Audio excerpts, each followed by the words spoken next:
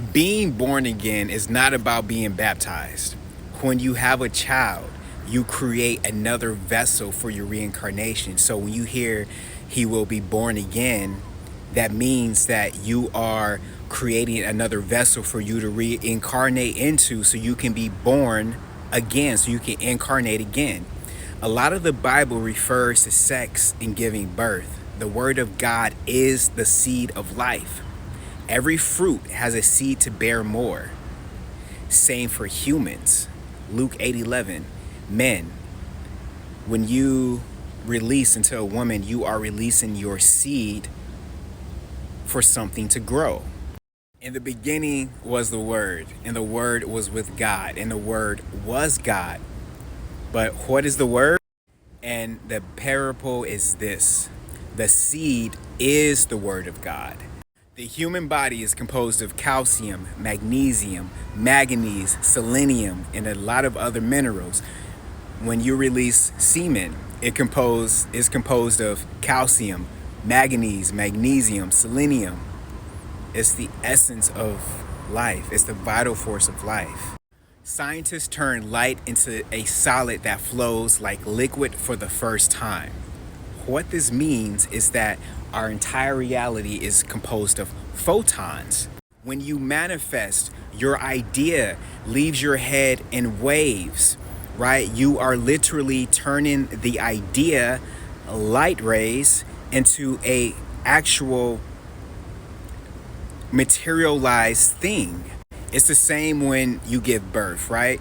When you are involved in a sexual encounter with somebody else and you both link up with your pineal glands, you are summoning a new soul from beyond this dimension, because scientists are now saying that consciousness is streamed from another dimension. So you are summoning a soul from beyond this dimension. You are turning light into a solid matter. When you are done with this body, your soul leaves this material shell in the form of light. In the same way that when you experience these DMT entities, they are composed of light, but they can affect solid matter. This is the seed of life sacred geometry. You can see it goes from a single sphere all the way to 7 spheres. The significance of the number 7 extends beyond creation. It appears frequently in various contexts, such as 7 days of the week, which follows God's pattern of 7-day cycle. This pattern underscores the idea of 7 as a symbol of completeness and perfection throughout the Bible. In the third dimension, third density, you deal with 7 chakras. But here's the kicker. When you think of light, when I mention light, I'm not talking about the sun, because if you read Genesis, God said, let there be light before he mentioned the sun. So light, as we know it, the photons that make up our reality, is not the same light that's coming from the sun.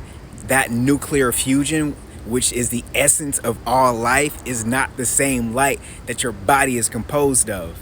Yes, your body operates on nuclear fusion. The plants, the trees, the soil all operate empowered by nuclear fusion.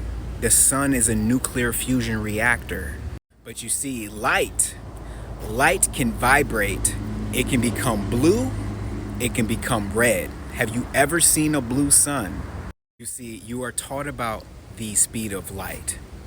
Separately, you are taught about the speed of sound. What of the two are connected? More connected than you have been taught. You see, I started to ponder, can vibration create sound? And then I remembered a lecture I did showing that very thing, sonoluminescence. So check this out. Can vibration create light? Yes, vibration can create light through a phenomenon called sonoluminescence. This occurs when tiny gas bubbles in a liquid are subjected to intense sound waves, which are essentially vibrations. The bubbles rapidly collapse, generating extremely high temperatures and emitting short bursts of light. Side note, water is gas, people. Okay. Another related effect is triboluminescence, where mechanical vibrations, friction, or breaking of certain materials like sugar crystals or quartz. Here we go with quartz again. Quartz with time, quartz where volcanoes erupting. Anyway, let me stay focused. Cause electrons to be excited and then release energy as visible light. So under the right conditions, vibration, whether through sound waves, friction, or mechanical stress, can indeed generate light. Let there be light. Another way of saying that is let there be vibration. So yes, when you are involved in coitus, man and woman, your seed of life goes into the woman to create the shell. Your pineal gland summons the soul down to fill in the shell. You summon the driver for the car. Okay? The pineal gland contains pineal collates, which are similar to retina cells in the eyes and are sensitive to light. Some studies suggest the presence of biophotons, weak light emissions from living cells, including neurons. If the pineal gland emits biophotons, it could theoretically produce light at a very low intensity. The gland is also rich in piezoelectric calcite crystals, which could theoretically interact with electromagnetic fields and produce electrical or light-related effects. Let there be light. The pineal gland is also called the optic thalamus, the light of the world, the return of Christ consciousness. You see, light also transcends time because from the same pineal gland is secreted dimethyltryptamine, and it's been recorded across several different civilizations. Even in today's time, people can see the future in their dreams. And since your pineal gland is vibrating continuously, it never stops, that vibration is what creates the light. And dimethyltryptamine is liquid light because throughout the day, when you are experiencing light and photons, you are experiencing slow DMT drip. When you go into the astral realm, you are experiencing fast DMT drip. And guess what? The DMT entities run the astral realm, where time is non-linear.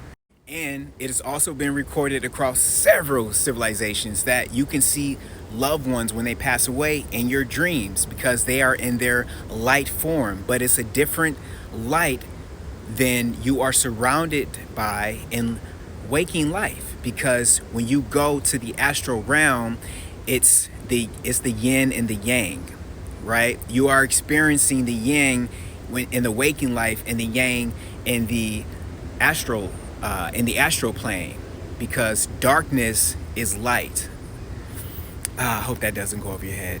Absolute darkness, the complete absence of photons, is theoretically impossible in most natural environments because energy is always present. Even in deep space, there is cosmic background radiation, a faint glow left over from the Big Bang. So, even the darkest places contain some level of electromagnetic radiation. If we think of light in terms of the full spectrum of electromagnetic waves, then darkness is just a part of that spectrum where visible light is minimal. If light is information or awareness, then darkness isn't its opposite, it's just another state of it. Yin, yang. Many spiritual traditions describe darkness as a gateway to inner illumination, inner vision. In meditation, the pineal gland, or visions in deep darkness. In some esoteric philosophies, darkness isn't the absence of light, but a different form of perception, one that allows us to see beyond ordinary vision. Your baby is born in the womb in complete darkness, but it can still perceive light when it leaves the womb. It's the same way. Hot water, increased vibration; cold water, decreased vibration. So let me just finish off by saying this. Let there be light. So during the creation process, light is emitted when a man ejaculates into a woman. Yes, this is actually true. Scientists have discovered that when a sperm fertilizes an egg, a microscopic flash of light occurs. This phenomenon is known as zinc spark, transforming light into matter. And the foundation of this is vibration. So that light that you are creating is manifesting a new body, turning light into matter so that you can be born again. And And that's the word of God.